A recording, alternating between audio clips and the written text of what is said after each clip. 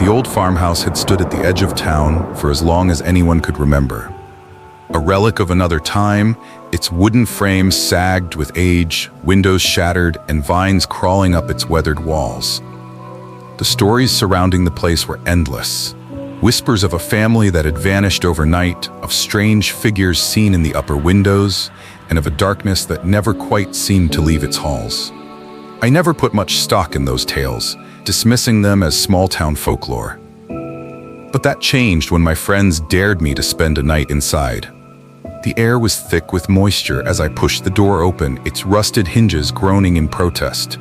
A scent of damp wood and decay filled my nostrils, and dust swirled in the beam of my flashlight. The entryway opened into a cavernous living room, where the remnants of another life lay scattered. Tattered furniture draped in cobwebs, an old armchair sagging by a cold fireplace, and a grandfather clock looming against the far wall, its hands frozen at exactly 3:12 a.m. I dropped my backpack onto the floor, exhaling slowly. The house was silent except for the occasional creak of the wood beneath my feet. It felt expectant, as if it had been waiting. I shook off the thought and set up my small sleeping area in what seemed to be the living room. As I did, the wind outside picked up, howling through the broken windows, sending a shiver down my spine. The cold felt unnatural, seeping into my bones despite the warmth of the summer night. Hours passed, and my nerves slowly settled. The silence became familiar, the emptiness just another part of the abandoned home. I even allowed myself to relax, stretching out on the couch and scrolling through my phone. But then, the clock chimed. The deep, hollow sound echoed through the house. I sat up abruptly, my heart hammering against my ribs. The clock had been motionless when I arrived, its hands stuck for who knew how long. Yet now it rang out in the dead of night, counting time that shouldn't exist. My flashlight trembled as I shone it toward the clock. Its hands had moved. 3:13 a.m. A whisper slithered through the air, soft at first like a breath against my ear. I froze, straining to listen. It was distant, unintelligible at first, then clearer. A single sentence. "You shouldn't be here." I spun around, the light darting over the empty room. My breath came in short gasps, my throat tightening. The whispering continued, threading through the walls, moving closer. My pulse pounded as I forced myself to my feet, backing away toward the staircase that led to the second floor. I didn't want to go deeper into the house, but something told me standing still was worse. And then the basement door creaked open. I turned sharply, my light spilling into the yawning darkness below. A wave of putrid air rushed up, carrying the scent of damp earth and decay. My instincts screamed at me to run, to get out of that house, but my legs felt rooted to the spot. A shadow moved at the bottom of the stairs, a shape, barely distinguishable, shifting unnaturally in the dim light. Then, a voice, low, guttural, and close. "I've been waiting." Every hair on my body stood on end. I stumbled backward, my breath coming in shallow gasps. The temperature dropped sharply, the warmth of my own body now foreign. The shadow at the bottom of the stairs swayed, unnatural in its movements, like something barely learning how to exist. The floorboards groaned beneath my feet as I retreated, and then I heard them. Footsteps. Slow, deliberate, coming up the basement stairs. I turned and ran. My feet barely touched the ground as I bolted for the front door, my hands shaking as I reached for the handle. But it wouldn't budge. The door, which had swung open so easily before, was now impossibly heavy, as if something on the other side was holding it shut. The whispering grew louder, no longer one voice, but many, overlapping, whispering my name, laughing in hushed, broken tones. My flashlight flickered, the beam weakening. The footsteps behind me stopped. I didn't dare turn around. A breath, cold and damp, touched the back of my neck. I squeezed my eyes shut and yanked on the door with all my strength. It didn't move. My chest tightened as panic set in. My mind raced through every possibility, every way out. Then I remembered. The garage. There was a side door leading to it. If I could just reach it, I might have a chance. Summoning every ounce of courage, I turned and sprinted toward the hallway, where I knew the garage entrance was. The shadows in the house seemed to shift, moving with me, closing in. The whispers turned to something worse, a deep, rattling laughter, a chorus of voices from unseen mouths. The garage door was ahead. I lunged for it, grasping the handle and twisting it desperately. It gave way, and I stumbled inside. My fingers fumbled for the button to open the garage door. As I pressed it, the old mechanism groaned, the door rising painfully slow. Something moved behind me. I didn't look. I couldn't. The laughter was deafening now, like it was inside my skull. I dropped to my hands and knees and crawled under the garage door before it had fully lifted, the jagged bottom edge scraping against my back as I pushed through. The night air hit me like a wave, but I didn't stop running. My lungs burned as I sprinted down the dirt path leading back to town. The farmhouse loomed behind me, silent once more, its shadows retreating into themselves.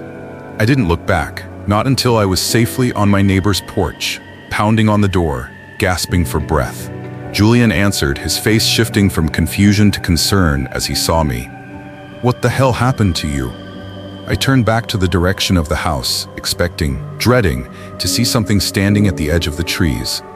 But there was nothing, just the old house, sitting there like it always had. The police came after Julian called them, but they found nothing. No evidence of forced entry, no signs of anyone else inside. The basement, which I had seen open, was locked with rusted chains. The clock, which had moved, was frozen at 3:12 a.m. I don't know what I encountered that night, but I know one thing. Something was in that house, and it had been waiting for me. I never thought anything terrifying could ever happen to me. I live a completely normal life. Nothing exciting, nothing unusual. Because of that, I always enjoyed listening to horror stories, watching creepy videos, and reading unsettling tales online. They gave me a thrill, a rush, without any real danger attached. I never thought I would become a story myself. It was late, probably around 3:30 or 4 a.m. The house was silent except for the occasional rumble of thunder outside.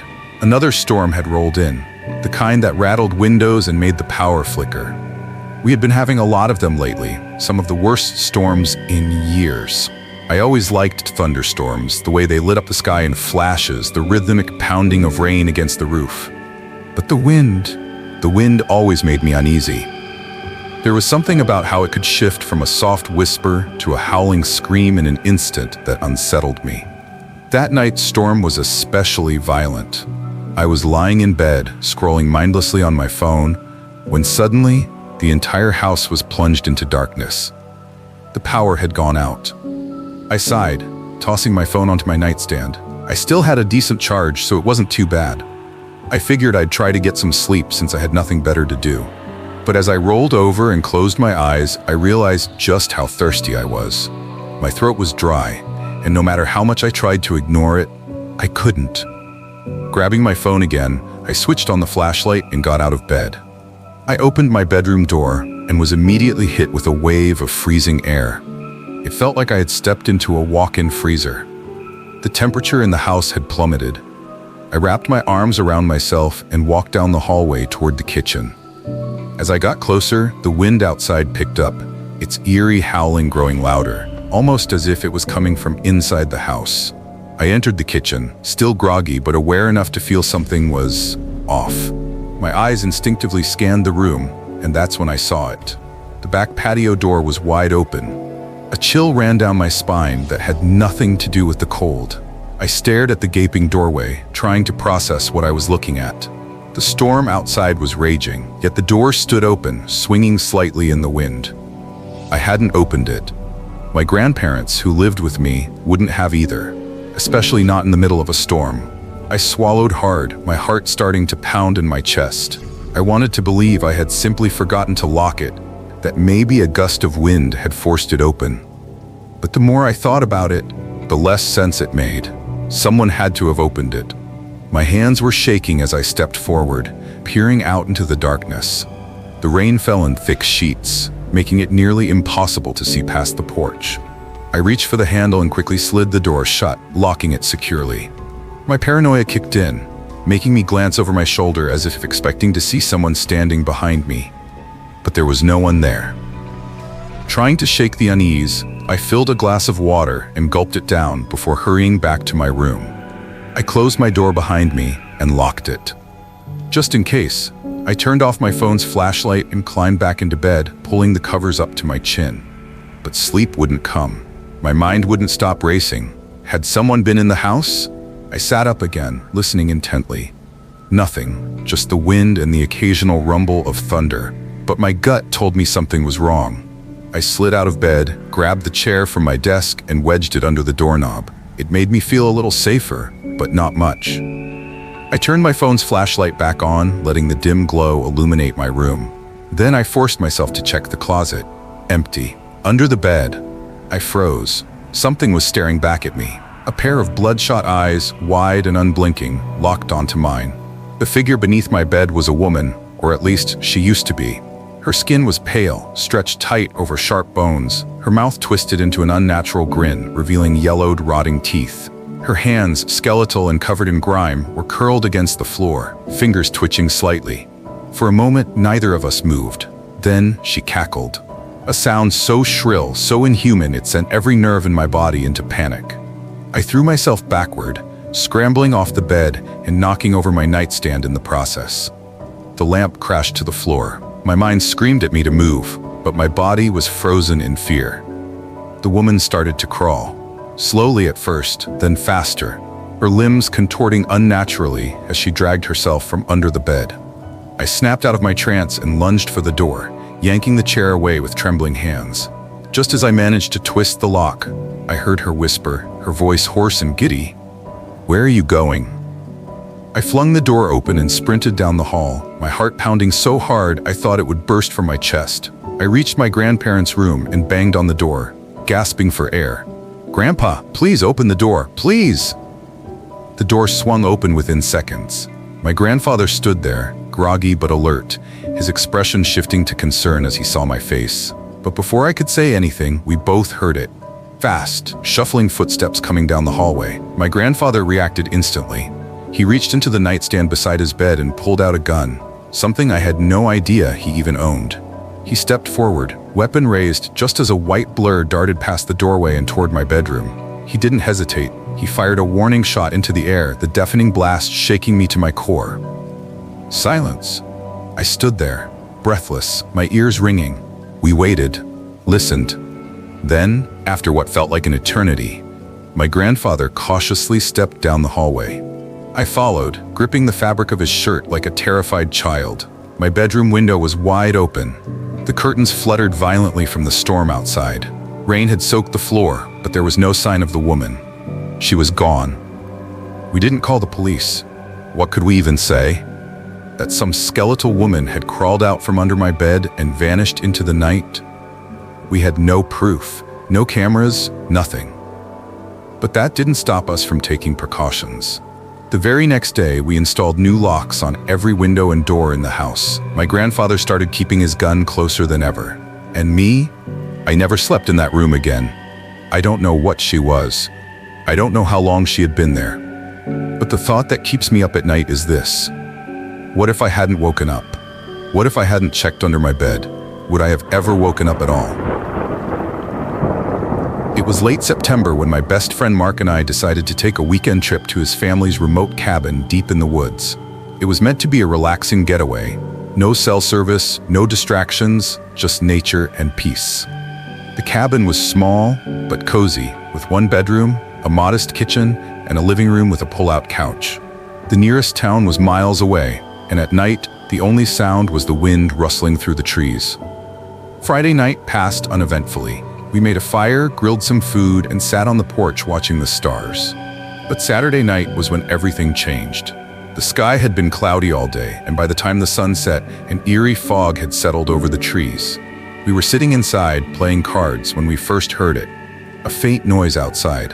A single, deliberate knock on the cabin door. Mark and I exchanged looks. We weren't expecting anyone, and there wasn't a soul around for miles.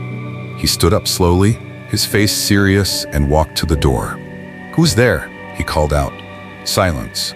He opened the door slightly, peering out into the darkness. There was nothing there, just the faint outline of trees disappearing into the mist. Mark shut the door and locked it, shaking his head. Must have been the wind. I didn't say anything, but something felt off.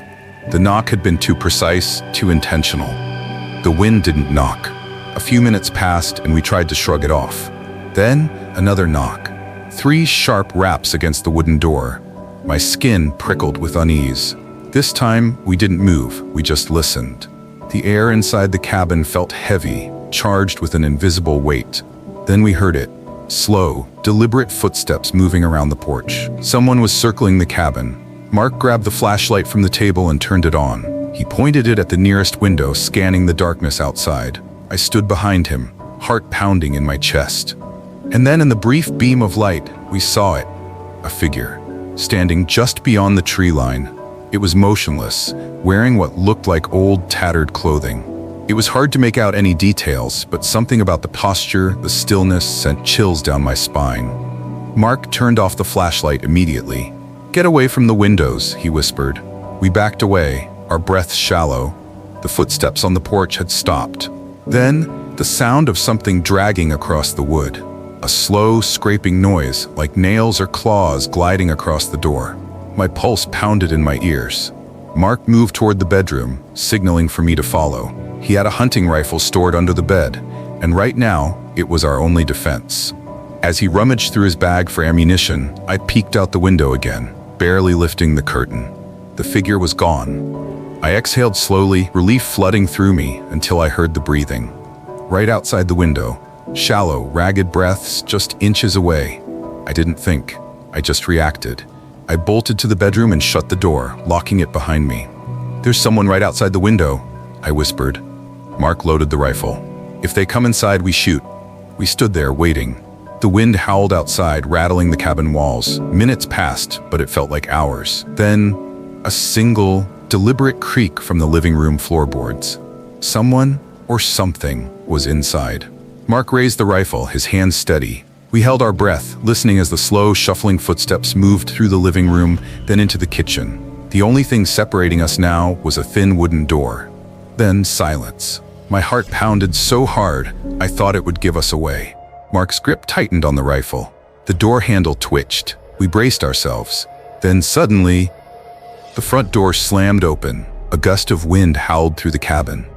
We waited, but there were no more footsteps. No movement. Mark motioned for me to stay back as he crept toward the bedroom door, rifle raised. He yanked it open and stepped into the now eerily silent cabin. No one was there.